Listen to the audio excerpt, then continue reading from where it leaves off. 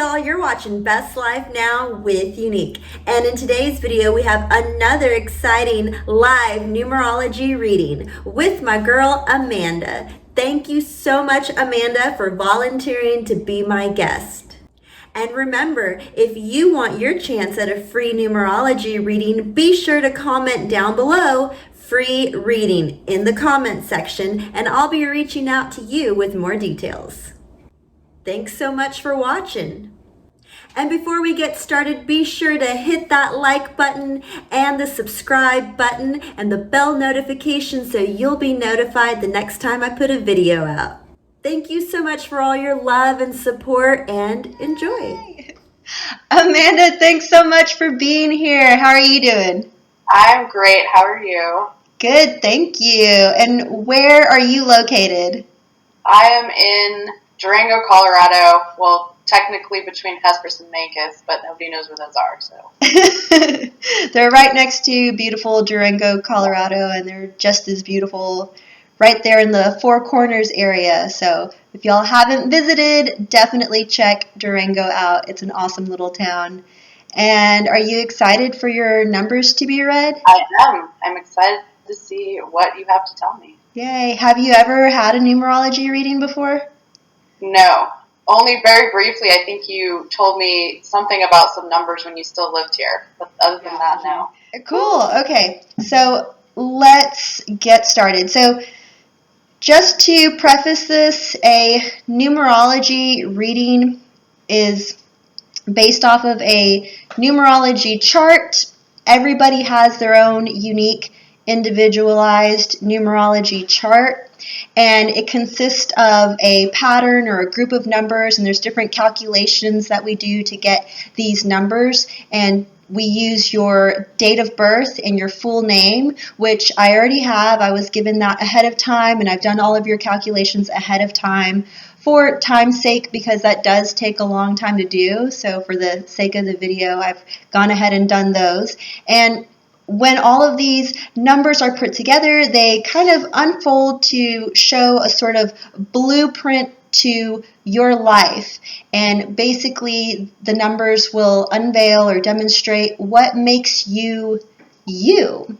But they will give you a general idea, a good idea, and they'll give you an idea of the potential that you possess.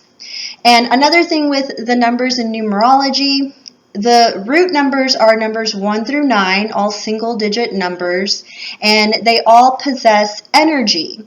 So that's the study of numerology, is that all these numbers, they create the universe and everything in it, and they all possess energy. And they have negative and positive energy. So there's pros and cons to each number. And we're going to discuss a little bit deeper. We're going to discuss your life path number, which is the most influential number that you'll be feeling throughout your lifetime.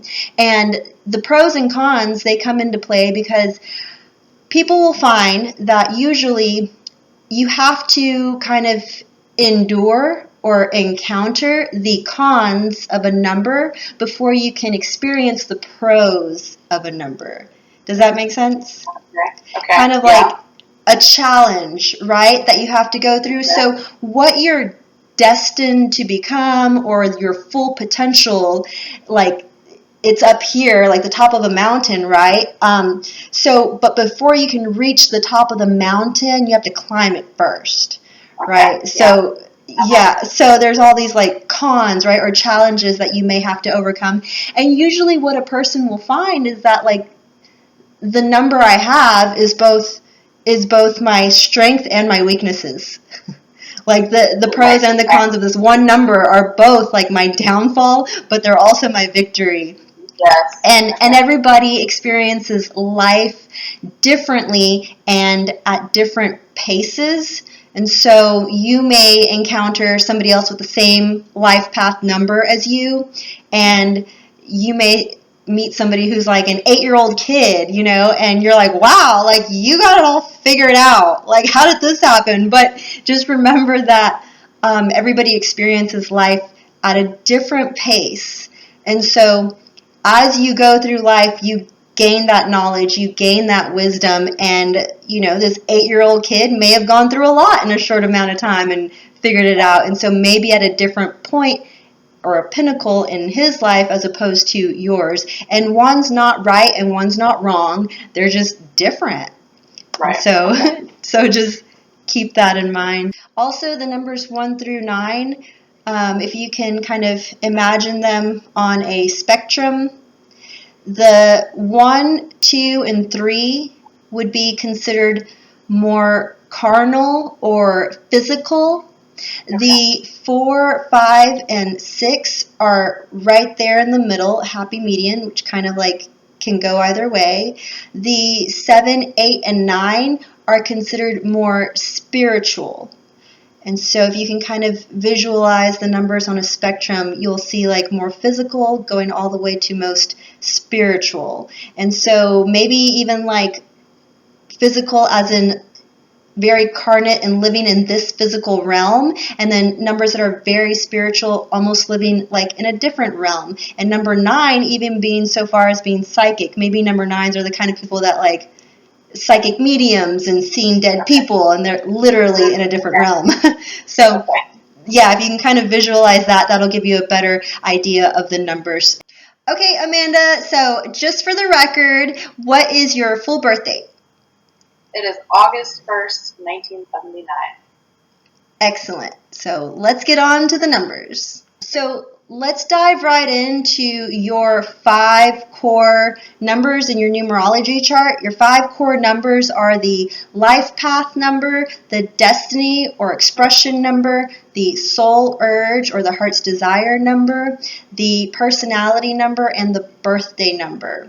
And if you want more information on how to do these calculations for your 5 core numbers, be sure to check out this video. I'll have it linked up here, and also I'll have it in the description down below. So your life path number, as I mentioned before, is the most influential number that you'll be feeling throughout your life, and yours happens to be an 8. So on the more spiritual side of things. So the 8 is fascinating, a beautiful number. I like to first of all take a number and look at how it's depicted, and so it's got a lot of curvature to it. And also what's most important or stands out the most about the 8 is when you turn it over on its side, it's the symbol for infinity. And so when it comes to the 8, that's a good indicator of wisdom, like infinite wisdom. It's also a good indicator of balance, because when you draw a number 8, one side is a mirror image of the other side, and everything is perfectly symmetrical. And also, it's a good indication of money. 8 is known for abundance and financial abundance, and so it's a good indicator of how their money flows as well. Like what goes out comes back in, and what comes in goes back out. And so they're really good at keeping balance in their lives in all areas of their life.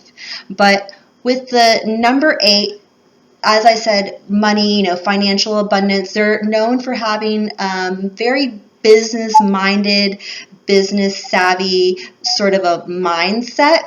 And so everything in their life they think of very analytically. They're very reasonable, very logical kind of thinkers, and they're very resilient as well. So a number 8 is going to be a kind of person who more than likely will be an entrepreneur or will work in corporate America, but be in a leadership kind of position. And so a number 8 is just naturally a leader, and they find people gravitating to them, and they're not trying to force themselves to be the leader, not like a tyrant, but they'll find that people come to them for advice, they come to them with questions, and when it comes to a project, you'll find that everybody just kind of turns to you like, what is she going to do? What is, and then you're like, whoa, am I the leader? Like, I didn't even delegate that. I didn't ask for that. But you get put in those situations where people will turn to you because you are a natural leader, and you do that in a very well manner, and you're very fair about things and not trying to put people in their place or belittle anybody. And so you're good at entrepreneurial things and running a business, but as an 8, you also need to keep in mind that when you are off on these business ventures, you're more than likely, in any business, you're going to fail, right? Like you have to fail forward. You're going to have to get through that. But 8, the lucky thing about you is that you're so resilient. So an 8 is the kind of person that can absolutely like start a business from scratch, make it a huge success, and then fail hugely, like fall on their face, and they'll pick themselves back up, and then they'll start another business and make it double successful, and so they're really good at, no matter how many times it takes, they're going to get back up and be super resilient about it. They're going to bounce back and get back in the game and succeed again and again and again. They're not the kind of people that will give up so easily or give up without a fight. And another thing about the 8 is when I think of an 8, I think of that saying, when the going gets tough, the tough get going. And I really feel like whoever created this old adage did so after an 8. Like it must have been an 8 who was like, they just saw the tenacity, right? Like they just keep going and won't stop. And so when it comes to business, they also may appear to be great risk takers. Like they're the kind of person that, like I mentioned, everybody turns to them because they are decisive and they do make decisions, and they're not afraid of making those executive decisions, whether it be a small decision like what do you want for breakfast this morning, or whether it's something huge like do we sign this contract with this other company, this $5 million contract. It doesn't matter, or anything in between. They're really good at this is what I want. Boom. I know what I want. Boom. There's your answer. And so they may come across as being risk takers, but I promise you a number 8 is a very calculated risk taker. And so what may seem like a risk to the outside world, to people looking in, is not such a risk to the 8, because the 8, I guarantee you, has already weighed out every single possibility, has honestly, because they're very analytical, they've gone through every option and thought about how every option could play out. They've weighed out the pros and the cons, and they've made their decision, and they're going to stick with it. And it's probably the best decision, and it usually is, and that's why they get pushed or thrusted into those positions of leadership, because people notice, based on past decisions that the 8 has made, they've been good ones. They've been sound, logical decisions that have led to a successful outcome that we're looking for. And the 8 does like to be in control, which again just lends itself to the whole leadership thing. And the 8, though they do a really good job at not being like a condescending dictator, not being like, I'm the boss of you, here's what you have to do. It's not like that at all. They're more controlling, because their mindset is, well, I know what the end result needs to be, I know how we need to get there, and I know I can get us there. And so it has nothing to do with, I want to be the boss of you. So that's their mindset, and that's their train of thought. And so an 8 does need to be aware that sometimes people might think the antithesis. Sometimes people might think oh, well, they just want to be the boss of me. Or and it's not like that. It's not like that at all for the 8. They're really just thinking of the solution, right? I see a problem.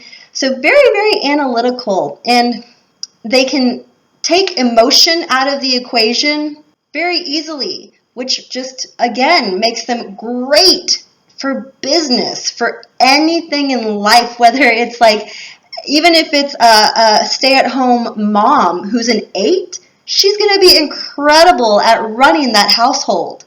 or if it's a CEO, like they're going to be incredible because they will take the emotion out of things and they just know how to just very structured, organized, analytical kind of way. A, B, C, D, boom, let's go. A, B, C, D, boom, let's go. Or here's how to get from problem to solution. Boom, I see the solution. I see how to get there. Let's go. And so they're like, go, go, go. Let's not stop. I know how to get us there. So that's their kind of control aspect, but that's also their analytical thinking, and that's also them taking emotion out of the equation. Now, what they do need to be careful with is when taking emotion out of the equation, when it comes to personal relationships, friendships, and such, and actual like human interaction with other people, they just need to be aware that number 8 is one of the few numbers that has a tendency to do that. So you have to understand that you're dealing with a bunch of other people that are a bunch of other numbers that are all more emotional. And so being aware of that, like, okay, like put my game face on, let's be emotional, so just kind of catering to that and having some empathy to the people around you, because you are going to be surrounded by people of the 1, the 2, the 3, the 4, not so much, 5, 6, etc. Most of the other numbers, the people that you'll be surrounded by, have more of an emotional standpoint. And so it's important for the 8 to remember that, like, okay, got to put my empathy mask on, or my, and just be empathetic and know that people around me have these emotions that maybe I don't know how to process so well, but if I'm aware of it, then we can work together. Right, okay. So since you're not a very emotional person, since 8s are not super emotional, it's important to remember that emotions are okay and that they are a part of the human experience, right? And so in this game of life, it's important to remember that experiencing those emotions, roller coaster ride, it's good to go through them and let them into your life a bit. So the 8 sometimes needs to remind themselves to take some time out for themselves, to take some time to meditate or be in nature or whatever you need to do to express yourself and let those emotions come through. Because that can be kind of a pitfall for the 8, is the whole being very almost robotic and not having that warmth and that emotion to you. So making some time to just experience and express is always a good thing for the 8. Because it's important for the 8, remember, to have that balance. If you turn it on its side or whichever way you turn it, really, it's balanced. It's balanced. So bringing balance to your life and everything that you do. So also remembering that life is not all about money and all about business, but also making time for like your fitness, your social life, your family life. Oh, another thing, the 8 the 8 and the 9, it seems like they always have deep-rooted family issues.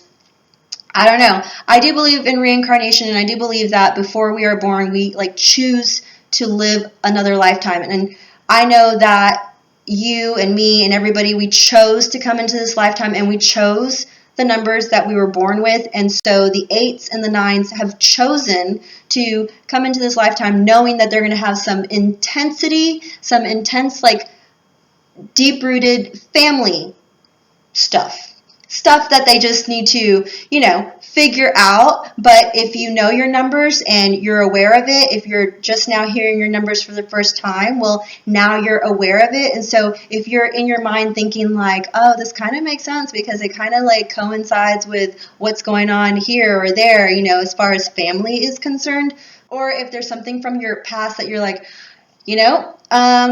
never dealt with that. I never truly, I try to push it back. I try to just let it go, but never truly faced it head on and dealt with it. Now would definitely be a good time, now that you have the knowledge and the understanding of these numbers, and you know that 8s have those deep-rooted issues that they need to face head on. So it's just a matter of acknowledging whatever it was that happened or whatever it is that's still there, bringing it to the light, asking yourself some deep questions like, well, why did that happen?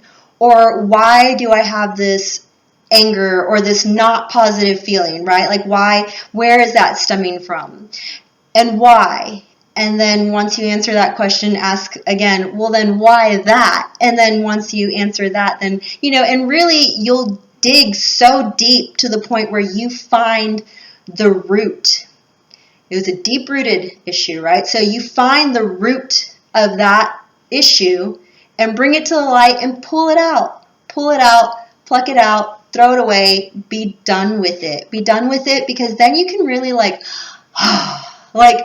release. And once you've released it, it's incredible what great things are in store for you in your life and what the future holds. So let it all out, girl. Let it out.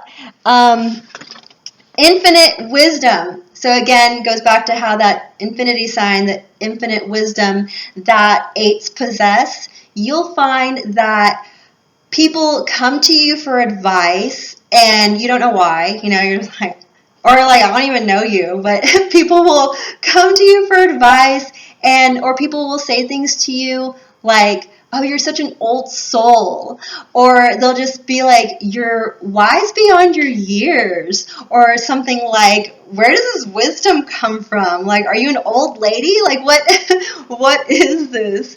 And it is because an 8 is a life path, a number that has lived previous lives. So a lot of that 1, 2, 3, 4, 5, 6, 7, like you've already been there, done that. And so you have the wisdom from all of that, and you have the knowledge to share, and you do share it with people. And when you do share it with people, you're very unbiased and very matter of fact, because remember, no emotion, right? So when you pull back that emotion, you say things in a very matter-of-fact kind of way. And when you share things, people are like, wow, it's like I'm hearing this from an encyclopedia, or like they're like, it's just so, it's resounding and it registers with people. And so they really do listen to you, and they come to you for advice. And you may even find that people share a lot of information with you sometimes. Maybe it's like too much information. Maybe sometimes people share their secrets with you, and they're like, well, because Amanda will keep my secret, and that's great. And you might be thinking like, well, and I don't mean this to sound rude in any kind of way, but you might be like, well, I just don't care. Like, I don't care about petty things, and I don't care about drama, So I think when people tell you these little secrets, they're like minuscule little things that go in one ear and out the other, because you really are very good. An 8 is very good at staying focused on the bigger picture, the grander scheme in life. And you're thinking like, in the grand scheme of things, who you cheated on your boyfriend with is really not how is that going to help it? Why do I care? And so you might be really good at keeping these secrets because it's just so nonchalant kind of information to you that you're like, that doesn't benefit anybody. You're thinking this in your head, but and of course you're not going to share the information because you don't like to waste your time on petty and little things that don't really matter in the grand scheme of things. So yeah, people like to tell you things. And you like to stay focused on bigger, grander things. Because, you ain't got time to waste. Ain't nobody got time for that.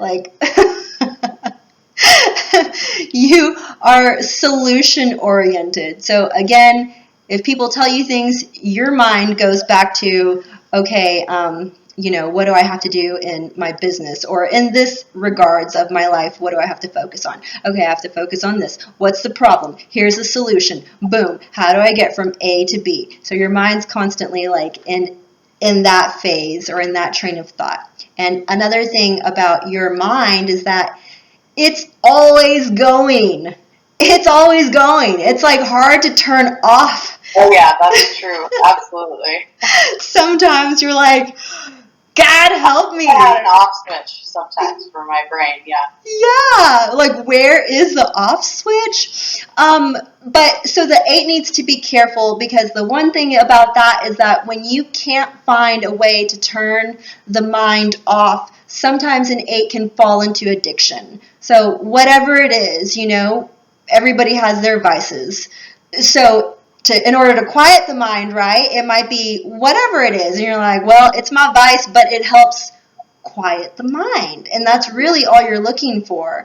But it's important for an 8 to remember, like, count some sheep at night or take some time to conscientiously meditate to clear the mind.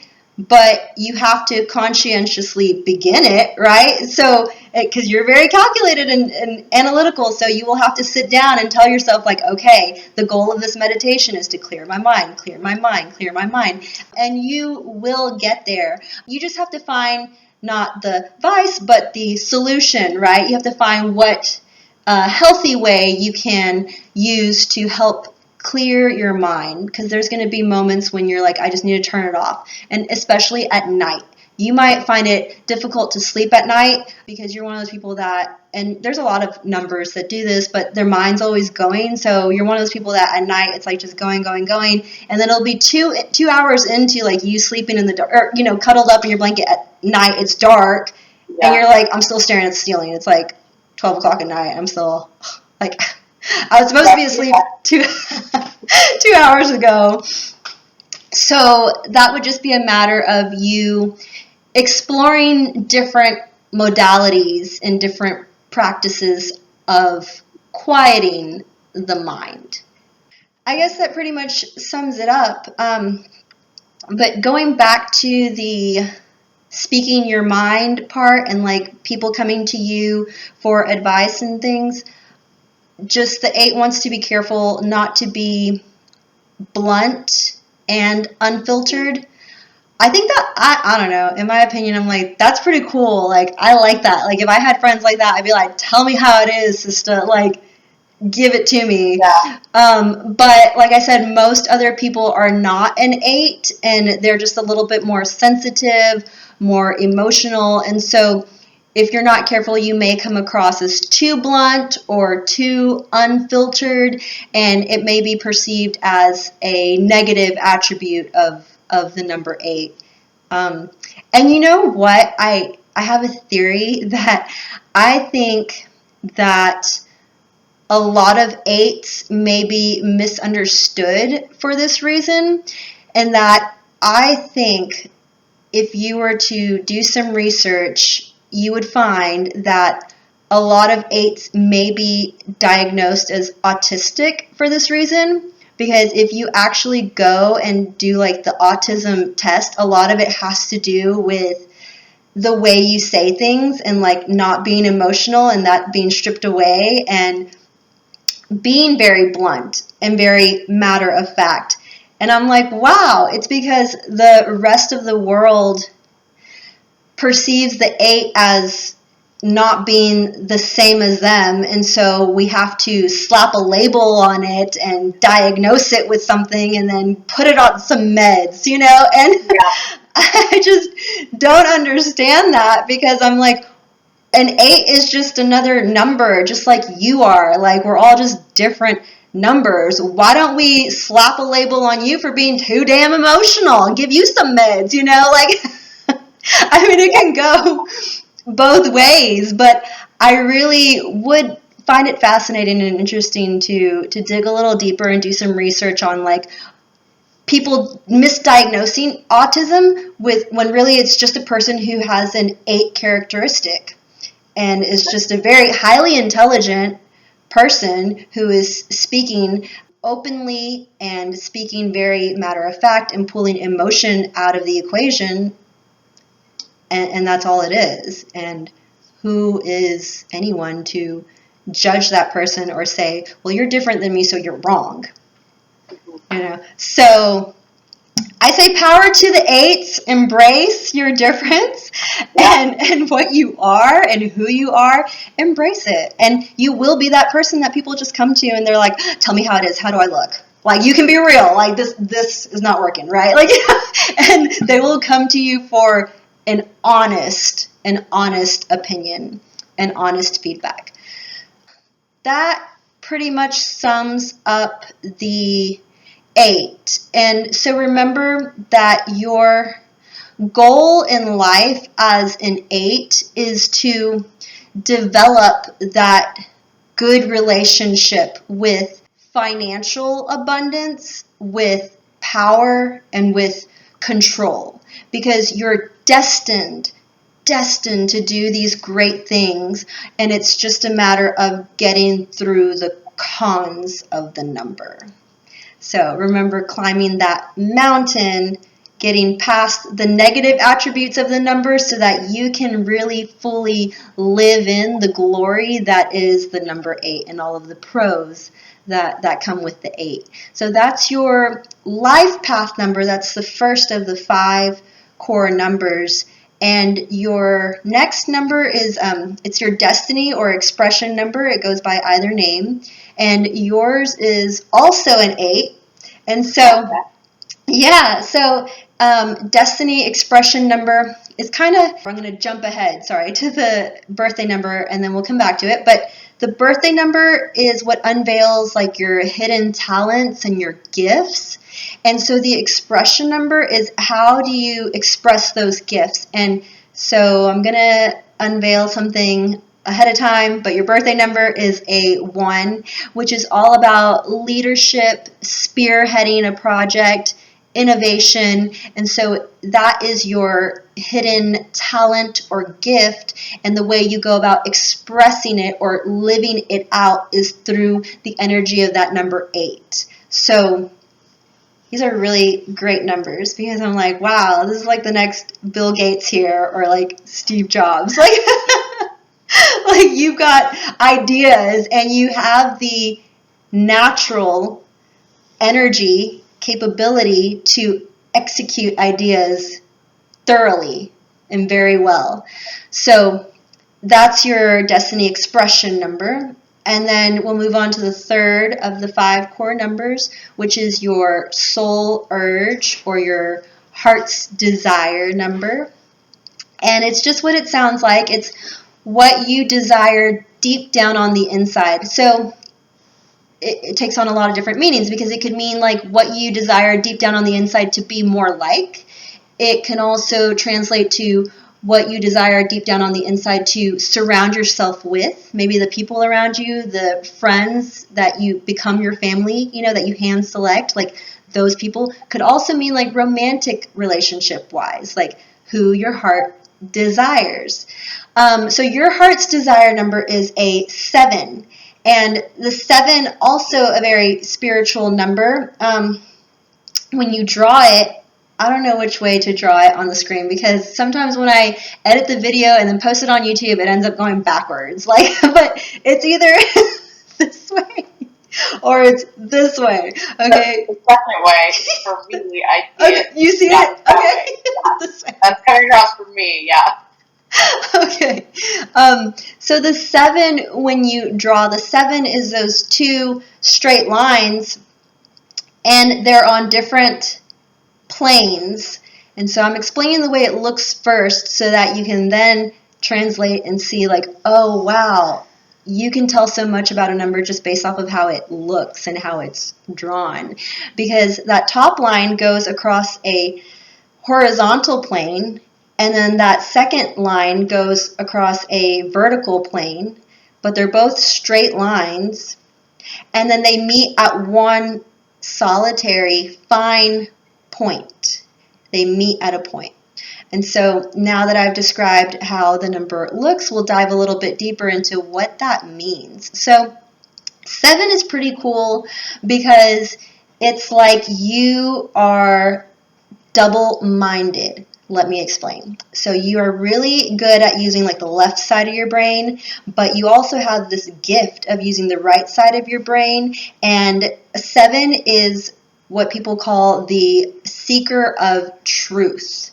So a 7 is a person who really utilizes this side, being very analytical, being data cruncher, number cruncher, into statistics, into researching, into investigating, and they are the kind of person that is going to find the truth or the answers or the solution to any big question in life. And the 7 is the kind of person that will be asking those bigger, deeper, more profound questions in life. A 7 is the type of person or the type of energy that would be asking questions like, what is my purpose here on earth? What did I come here to do? How do I go about doing that? Or is there a God, or are there aliens? I mean, they will be asking these deeper questions, and they will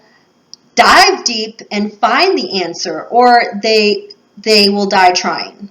So that's the left side, the analytical side of the brain. And then 7s are also blessed with being very spiritual. So in comes the right side of the brain that they're able to use and access very easily. And so a 7 may be very intuitive, and not maybe, a 7 is very intuitive and psychic. But the thing with a 7 is that it is hard for them to process the fact that there's two conflicting, or seemingly, right, conflicting sides of them.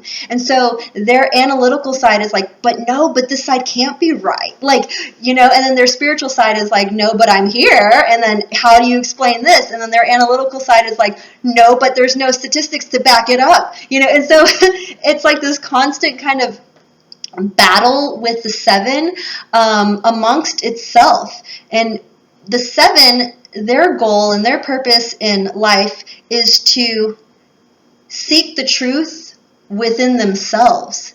So if a 7 can dig deep into themselves, they will discover that they have the left side and the right side. And they have to acknowledge both and say, you know what, I see you, you're both there, you're both beautiful. Now let me see how I can make you work together.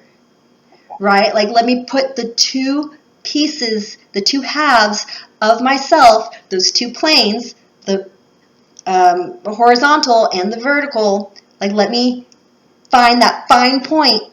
It's just one fine point, and if you can find it, you've nailed it. So find that point where they meet, and that's where your truth lies. That's where the beauty lies. That's when the magic in your life starts to happen, and you can really put the cons or the negative attributes of the number. Basically, you can use them as stepping stones to climb up that mountain, right? So once you get to that fine point and you've discovered, okay, I can marry the two, then you're well on your way to be at the top of the mountain and experience and flourish in more of the positive attributes of the 7. Okay, so the 7, since they are very analytical, and they would be great at being a detective or a researcher or a scientist or an investigator or anything of that nature where they have to dig deeper in order to find the answer to things, that would be great. Or number crunching too, like anything like solving the mystery, solving the puzzle, solving the equation. If you can give a 7 a problem to solve, that's where they thrive. That's what they need. And the thing with a 7 is that it can be a bit of a loner. And like a 7 just likes their alone time. I don't know how else to put it. And it's very healthy. It's in a very healthy manner. And they're the kind of person that will, just go on a little mini vacation, a little retreat, go to the cabin for the weekend, lakefront for the weekend, whatever it is. Just, sit and write in the journal, whatever they need to be alone with their thoughts. But they're very secure with themselves, and they do understand the difference between being alone and being lonely. And see, the 7's not lonely, right? There's a difference. And they're very well aware of like, yeah, I'm alone and I like it. Like, and they're not afraid to express that or tell people, I need my alone time. And the thing with that is that if you're trying to be in a relationship, that can be kind of, the other number has to understand that you need your alone time. And it's funny because my aunt called me the other day and she was like, okay, quick, do these numbers for me. And she's like, this guy, I need to know. Like, and so I do the numbers and I said, he's a 7. And what that means, I was like, he's, seeker of truth, like loves to research. He likes to be alone. Thea. So I was like, he likes to be alone, and he's probably the kind of person that I was like, you may try to call him on Friday night and he doesn't answer. And then you try calling him Saturday, and then Saturday night goes by and he didn't answer. He didn't call you back. And then you try calling him on Sunday, and you're like, this mother, and he don't answer. And he didn't call you back. And then you try calling him on Monday, and the damn fool answers and is like, hello? and you might be like, well, where were you? And he's going to be like, at the cabin for the weekend. And in his voice, you're perceiving like, what's the problem, right? Like he's thinking like, at the cabin, what's the problem? And you might be thinking like, you don't know how to answer your damn phone, and he would respond with like, didn't know I had to, or like, I just wanted to be alone. And so the counterparty may be thinking like, well, this guy is so hard to read, like, how is he not gonna, and then they might, emotions get the best of you. Oh, he's cheating. Oh, and it's not even like that. It's like, he just wanted to be alone. And so I'm telling her all of this, and she was like, oh my God. And she's like, that literally was like our conversation. And she was like, except it wasn't the cabin, and she's like, but that was literally, and she's like, how do you know? And I was like, that's a 7. It's not that I knew, it's just that's a 7. And what that person does, yeah. Yeah, I was like, it's not that I know. I don't claim to be psychic, but it's just that's what the numbers read. I was like, so Thea, if you want to date this guy, you have to know that going into this, that you can't change him. I was like, so the question now becomes like, do you want to date him? Knowing that he's going to be like this, and that part of him is not going to change, and he's always going to need that space, and he always may be kind of, it may seem to you like a little aloof or like nonchalant, like, what's the big deal?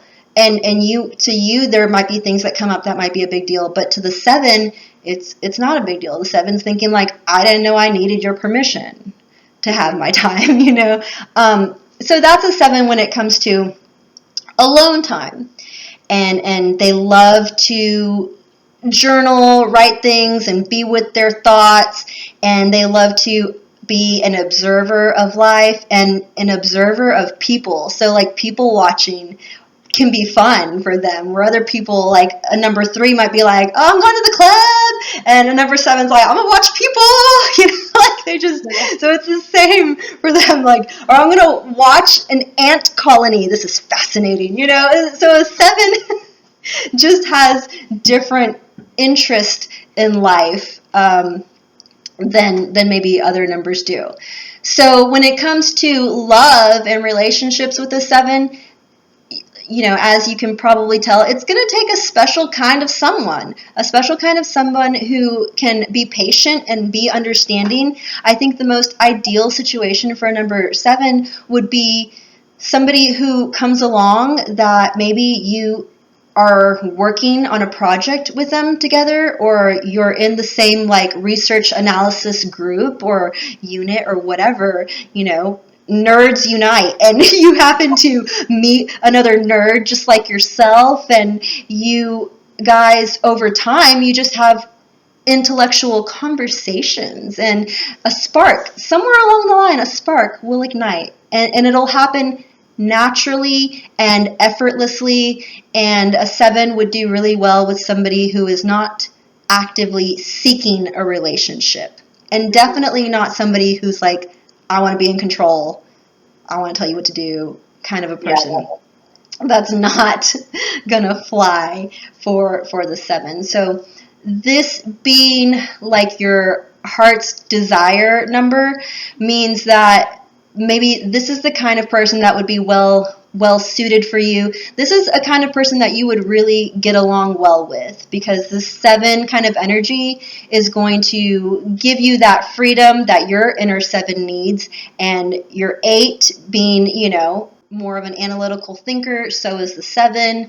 You would do well with surrounding yourself with people in your life that are of the 7 kind of energy. Oh, and one last thing about the 7 is that, as you may tell from the description, their thoughts are always going as well. And so their mind is always like going, and it's really hard to turn off as well. So there's a lot of that. So in 3 out of the 5 numbers, right, you have a lot of that mind going. So it's just good to be aware so that okay, take some me time and meditate or whatever to quiet the mind. And then lastly, your personality number and your birthday number are both 1s. Yeah. Your personality number and your birthday number are both 1s. And your personality number is how you portray yourself to the world and the people around you, and also how they perceive you. And then the birthday number, as I mentioned, is like your inner strength, your inner talent, the gift that you have that you came to share with the world.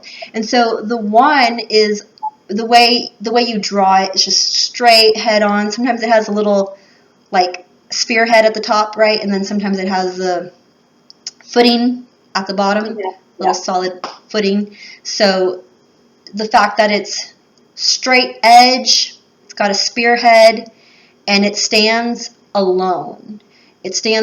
So even in the way that you depict the 1, you can tell a lot about it, and it kind of indicates to you what I'm about to tell you about the energy that it possesses. So the 1 is definitely about leadership, all about being a strong, independent kind of a leader. And it's also spearheading the way and carving your own path. You're maybe the kind of person that marches to the beat of her own drum, and maybe venturing out and doing things that other numbers haven't done. So maybe if your parents were like different numbers than you, if your parents were like a 4, very conservative, or a 6, very motherly, very nurturing, they're not going to understand some of the choices you make, because you are a trailblazer.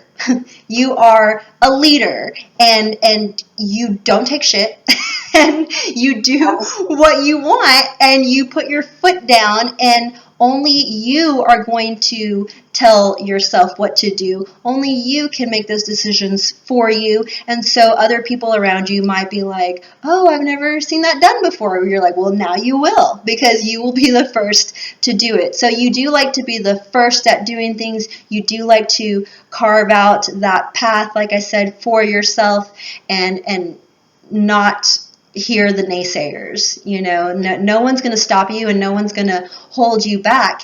And so being a great leader, number 1s are really good in business too. So whether it's entrepreneur or whether it's working in the corporate world, number 1s are the people that will naturally become leaders. The number 1, though, does need to be a little bit careful with not being so egotistical, because whereas the number 8 naturally gets pushed into a leadership position, a number 1 has the what's the word? A number 1 runs the risk of being the kind of person that would be like, well, I nominate myself as the boss. I'm the boss of all of you. Now shut up and you have to do what I say. So a number 1 can run that risk. And so it's really important for the number 1 to just know that about themselves and remember, okay, I am going to be the leader, but I have to do it through being humble and meek. And instead of telling people, guess what, I'm going to be your leader, instead of saying that, I'm just going to lead by example. So let me just start doing what I know I need to do, and I know I'll be the leader, but I'm going to get there through the nice means as opposed to, trying to vote myself into the position. So a 1 just needs to be aware of that, and they absolutely will become the leader of the project or the leader of the company, because the 1, along with that spearheading, innovative mindset. So a one has this creative juice, this innovation, because it is like you're a warrior. So imagine like hunter, gatherer, warrior kind of a mindset. Imagine being out there in field, in land that has been untouched and is unexplored. You would have to do what? You would have to think on your feet, right? You would have to think on your toes. You would have to make split-second executive decisions in the moment. And it could be life or death situations, decisions. It can be very detrimental decisions that you have to make. And you're not afraid to make them. You're like, a decision needs to be made, and I'm going to make it now. And you do. And so you have ideas naturally that occur because as you're exploring, navigating life, creating your own trail, you run into situations, and in that moment you're like, I have to think of a solution, and there's an idea. There's an idea. And so when you have those ideas, you have the natural tendency, the natural capability to be able to take that idea, turn it into a company, execute it, and become like Steve Jobs, Bill Gates. I think Steve Jobs is a one life path. So you have that innately in you because of that kind of warrior mentality and that spirit that you have about you of exploration. Oh, and ones are equipped with, I think this goes without saying, like a competitive nature about you. So just be careful, not to be overly competitive, right? And throwing bows. When you get on the blow. But to just have that healthy sense of competition, because that's what you need to be a good leader and to be successful and to get ahead of the game. Like, it's important to have a healthy respect for that competition sense about you. And then, on the flip side, ones can be very hard on themselves, and a one can be their own worst critic, because a one realizes, like, I'm the one. I'm alone. I stand alone. I made the decision, nobody else. And so reflecting on that, a one can be very hard on themselves, and they need to learn to hopefully not be that hard on themselves and know that they're just human and mistakes happen. Obviously, it's all a part of growing and learning, and to not give up, because one of the cons about the one is that they can give up. They can be so hard on, they can make a mistake in life, or they have a failed business attempt, and they might give up in that moment, and you're like, no, but you're a one, you're destined to keep going. So if a one knows this about themselves, then they'll remember, no, I have that level footing. Remember the one, when you draw the spearhead, the straight line, and there is a level footing. I have a footing that I can always get back on. And so a one needs to remember that in any kind of a business, just like the 8 needs to remember that you're going to fail. That's a guarantee. But also, if you keep failing, you're also going to make it. So you have to remember to keep going no matter how many failures you come across. So the one needs to remember, I have that footing to rely on. I have that footing to come back to. No matter how many times I fall, I need to get my ass back up and reanalyze the situation, pick up the pieces, and ask myself, okay, where do I go from here? How do we come up with a prototype number 2, business solution B, or number 2, and C, and 3, and go on until you find the solution, until you reach your goal. And a number 1 absolutely has the potential to do that. They just need to remember not to dwell and immerse themselves in that pity party of oh, it was all me, it's all me, all me. Because you run the risk also of just kind of burying yourself in that guilt and that should have done this, should have done that, So that's the one in a nutshell. Oh, go figure. A one is also an overthinker. Well, that explains a lot. This all explains a lot. So a one is also an overthinker, but all in all, these numbers tell me about you that you are a very analytical kind of a person. You are a deep thinker, and you have some brilliant ideas that you can bring to the forefront. And you also have the potential to fully execute these ideas. And like, I see it for you completely. So now we're going to move on to the pinnacles and the challenges. And so you've got your 5 core numbers that we did, the 8, 8, 7, the 1, 1. And you know now how they kind of all tie together, but that 8 is like the most prominent energy, and that the other numbers still play a very important role. All of these numbers, and they come together. So you kind of see like the general picture of who you are destined to be. And now we'll move on to the pinnacles and challenges. So the pinnacles are kind of like the 4 seasons of your life. And the challenges, there's one challenge that coincides with each of the 4 pinnacles. And the pinnacle is the highlight of your life. You'll have one number that's your pinnacle, and that's kind of like the number of the good energy or the blessing that you'll have during that season in your life. And then the number of the challenge during that season will be kind of like whatever you need to overcome during that season of your life. And the challenges are just there for you to overcome them, because it's something that you need to build upon to highlight more of the pros of the number 8. So challenges are there for a constructive reason. But your first pinnacle is a number 9, and your first challenge is a number 7. And you would have felt this season of your life happening from birth up until the age of 28. And then around the age 28, 27, 28, you began to feel like a change in your life, like something a brewing, something new coming around. And you were transitioning into your next pinnacle, which your second pinnacle is also a 9, and your second challenge is also a 7. So you had, again, you're experiencing a 9 and a 7 from the ages of 29 to 37. And then your third pinnacle is also a 9, and your third challenge is a 0, and I'll touch on that too. And you're feeling that, the third pinnacle you are feeling currently from the ages of 38 to 46. And then your fourth pinnacle is a 7, and your fourth challenge is a 0. And you'll be feeling that from the age of 47 and onward. And I always find this interesting because I feel like the fourth pinnacle, I'm like, that just means like, I'm just getting ready to die.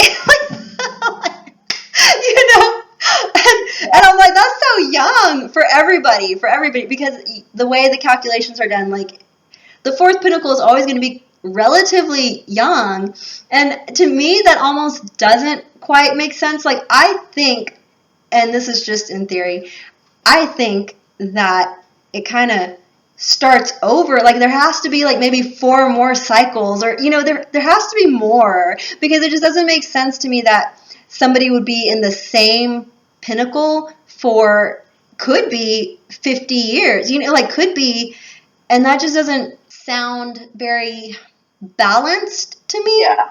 It doesn't make sense. And because everything in nature, like, look at a tree, look at a seashell, look at a honeycomb, everything has patterns and has balance to it. Everything in nature, even our bodies. And if you look at the Vitruvian man and how like much symmetry is in the human body. And so from what I've studied, it's only 4 pinnacles, but I kind of want to research more, because I just think that there's more. Like, there has to be more than just those 4. But for the sake of this video, we're just going to do your 4. So the first 3 pinnacles, you have the number 9. And the number 9, I'm going to just tell you a little bit more about the number 9 and the energy that you'll be feeling. Number 9 is the energy that you will be feeling or you have felt throughout those pinnacles. It's not necessarily a number that describes who you are, right? Like your 5 core numbers describe more so who you are. The energy of these pinnacles and the energy of these challenges will be energy that you're feeling kind of around you. It's kind of like the way circumstances or events around you unfold. So just keep that in mind with this energy and when I describe it. So the energy of a 9. So the way you draw the 9 is like the world is up here and then it comes down to a point down here. And so that delineates sort of the train of thought of a 9. So a 9 is going to be thinking about humanity and the world and being very philanthropic, huge humanitarian, and then they think of themselves last, which I'll touch on later, but can be to their detriment, right? Like you don't always want to put yourself last and give up everything, but a very loving, caring, nurturing, service to others kind of an energy that you will feel mostly, and then thinking of self last. Also, when you draw that number 9, it is important to look at the direction that it faces, and it faces backwards. Back. That, or which way does it make sense in your end of the camera when you're watching? That way? This way. Okay. Okay. Yeah, it's facing backward. So that's another thing to make a note of on how the number is depicted. And then what else? The number 9, when you think of the number 9, I want you to think of pregnancy, and it takes 9 months to have a baby. So 9 correlates with completion. So it's like bringing everything, tying it together, and getting ready to let go of it so that you can turn the page, start a new chapter. Maybe it's a new book.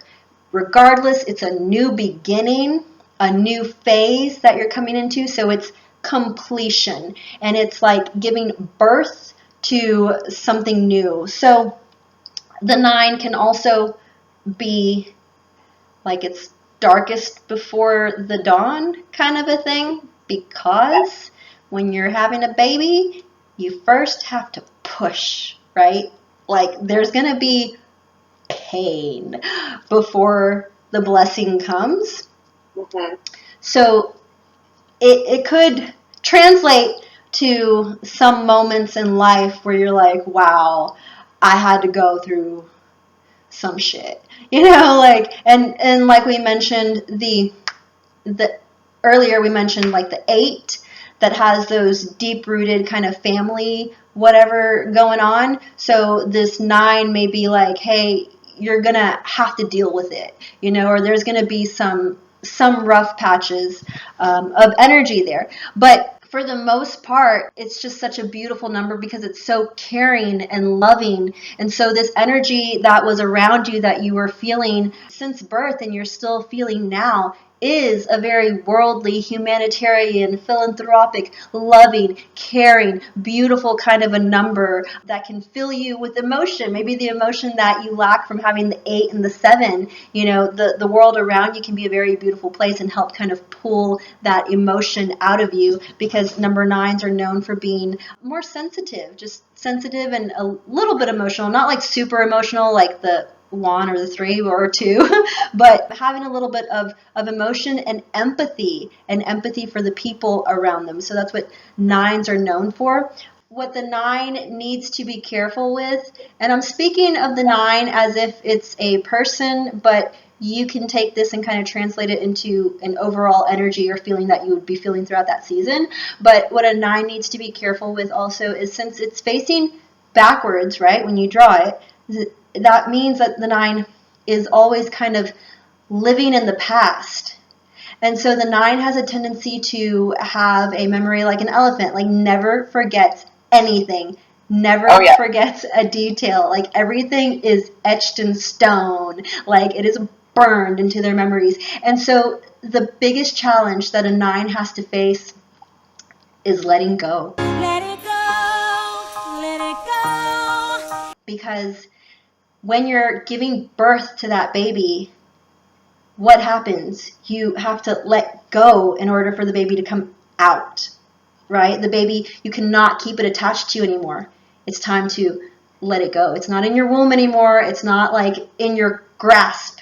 You know, you can't clutch it so hard. You have to let go. So the biggest thing with the 9 is learning to look at the past, look at your past situations, look at your failures, but also look at your successes. Give yourself a pat on the back for the good times, the successes that you have had, the milestones that you have reached. And then look at the downfalls, look at the bumps in the road, and learn to acknowledge them and accept them and embrace them, and learn that brought you to where you are now. You know what I mean? Like it's a realization, it's a moment that you come to where you come to terms and realize, like, I'm still alive. So any decision I made, and including the mistakes and the bad decisions I made, I'm still alive. I'm still here. I'm still winning. I'm still able to say that I'm in the game of life and I'm winning. Taking it easy on yourself. Giving yourself a break. Knowing like all of the decisions I made, all the mistakes I made, all of the successes and the failures were all meant to be. And finally just cutting them loose, letting them go, because 9 is about the completion of the journey, completing that journey, moving on to the next part of your life, and starting a new beginning and a new chapter with many more exciting experiences in store for you. But the hardest thing for the 9 is just like cutting it loose and letting it go. So that's the overall feeling that you would be feeling, or resonate with resonate with through those seasons of your life. Your 4th pinnacle,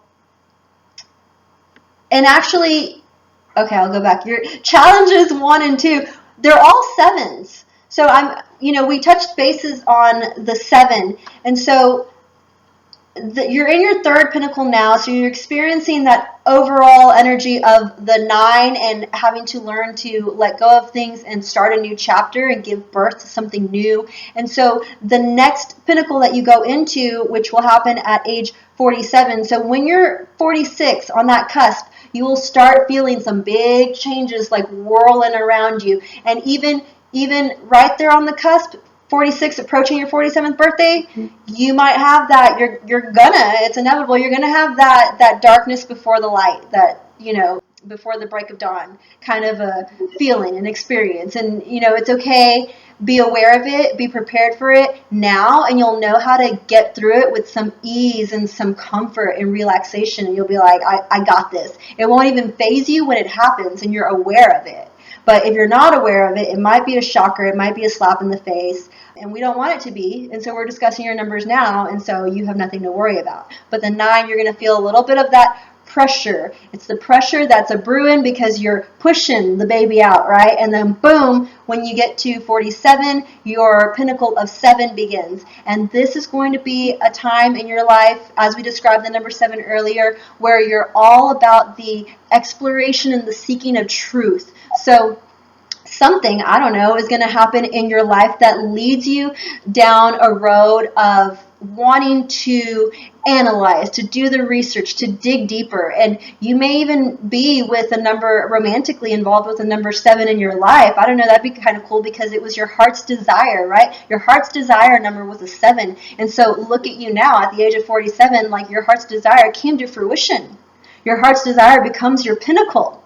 And so what you deeply desired, deep down inside as your 5 core numbers, you get to fully experience, you get to fully manifest, and it comes to fruition at the age of 47. And then for the rest of your days, you get to live in that glory of being the nerdy kid that does the research and analyzing data. And I don't know what it's going to be in your life that comes along, but it will be something, or it will be someone who you are just like, I want to dive in deeper with this person, and I want us to sit down in a library and do some research and have coffee or whatever the thing may be. But you will be immersed in it, and you'll be feeling that energy all around you. And maybe it's exploration of new topics. 7 would be the kind of person that maybe at this point in your life, when you have the 7 pinnacle and that energy is floating all around you, then you find yourself gravitating to different subjects like religion, and studying all of the different religions just because you want to, and then studying maybe spirituality, maybe studying more numerology, maybe studying the Kabbalah, maybe studying politics or conspiracies or UFOs or sacred geometry or the occult or quantum physics, but etc. But there will be different things that spark your interest and just light a little flame under you, and you're like, I don't know why all of a sudden I just and just do it. I encourage you to just go with that energy that you're feeling and just live it out. Walk it out, girl. And then, so your first pinnacle and your second pinnacle, your challenges were 7. So that was kind of like your bump in the road. Yeah. Something that was holding you back or something you needed to overcome was a 7 in your first pinnacle and your second pinnacle. So maybe that was because your heart's desire is a 7, and so I want to say maybe in your childhood and young adulthood, it was conflicting for you. And we already know that the 7 has a lot of conflict within itself of accepting its true self, and the fact that it is in both realms, and the fact that it's got a lot of duality to it. And so I want to say that maybe you were a little bit conflicted about that inner heart's desire of yours, and exploring things that were just a little different, and maybe, because I know with being a child there's a lot of peer pressure of fitting in and stuff, so it could have been just normal childhood things like fitting in and being normal, and you just wanted to be normal, but then there's this side of you that was different. And so wanting to explore that, and then, but since it was your challenge, maybe wanting to subdue it a bit, hold it back, guard it, hide it, and dealing with, you can't hide anything for too long because it's going to boil over and come out. So I feel like that was sort of how the 7 presented itself as a challenge in the past. But now you're in your third pinnacle, and your third and your fourth pinnacle, you have a challenge of 0. So 0 in numerology doesn't even count as a number. 0 is just a placeholder. And so 0 presenting itself as a challenge to you is just open field, open game. You can pick a challenge if you want. Maybe your spirit is I'll pick, whatever challenge I think is right for me at this time. I'll pick whatever challenge I think that my spirit needs to grow more, right? Maybe I need to overcome this or overcome that or whatever, but in the moment, your spirit can decide for itself. So I have a question for you. What do you think, if any, what do you think your challenge is at this pinnacle in your life? What kind of energy does it have? Ooh, I think definitely trying to decide if I'm gonna, pick some sort of different career path. So I think that would be one challenge. There's a recent new relationship, so that could be another one. Cool. Congratulations on the new relationship. Yeah. That's awesome. But that's your numerology chart. Yeah. That's it. That's 5 core numbers, and then your pinnacles and your challenges, and that's how you kind of read it and kind of put it all together, because it's easy to just do the calculations, and then you're sitting there looking at a list of numbers and wondering well, that's great, but what does it all mean? And so interpreting the numbers is the juicy part, is like Yeah. where all the good stuff lies. And if you want more information on how to interpret the numbers, be sure to check out my playlist, Numerology, numbers 1 through 9. I'll have that linked up here, and I'll have it linked down in the description below. And also remember to check out that video on the master numbers, 11, 22, and 33. I'll have that linked down below as well. What questions do you have for me? What feedback, anything that you're feeling that you want to speak on? Speak. Well, I would say it seems pretty accurate as far as like, the one through 5, those about me are pretty accurate. I mean, I'm definitely I tend to overanalyze. I do love data. Like, I just got this weather station that I'm super excited about, because I'm like, look at the graphs, and like, I can look at this information, and like an app? No, well, it's like an actual station. So yeah, and it has an app for it, but I can link it into Weather Underground too. So it's on there. Oh, so yeah, you can look at it, and it does wind speed and rain gauge and sunlight and all that stuff. So that's pretty cool. So the data, like the analytical side, is for sure there. Yeah, and then part where you said, investigative, like that's been the job that I'm doing now is definitely, it involves a lot of investigation. And then an old job that I had was that, and I always thought I would be like a good like private detective. Yeah. My calling that. So yeah, there's just a lot. Like, it really sounds like me, and the overthinking. Oh, for sure. Yeah. Oh, yeah. Like, where I spin all these things in my mind, and sometimes it keeps me up at night. Yeah, that's for sure me. I hear you on that one too. And that's a wrap. Thank you again so much to Amanda for volunteering to be my guest today and for letting me do this free numerology reading for her. And thanks to all of you for watching. And if you want more content like this, be sure to hit that subscribe button. I really do appreciate it. And remember, if you want a free reading of your own, be sure to comment down below in the comments section. Comment free reading, and I'll be reaching out to you with more details. Thanks again, and I hope you guys have a great day. I'll see you in the next video. Bye.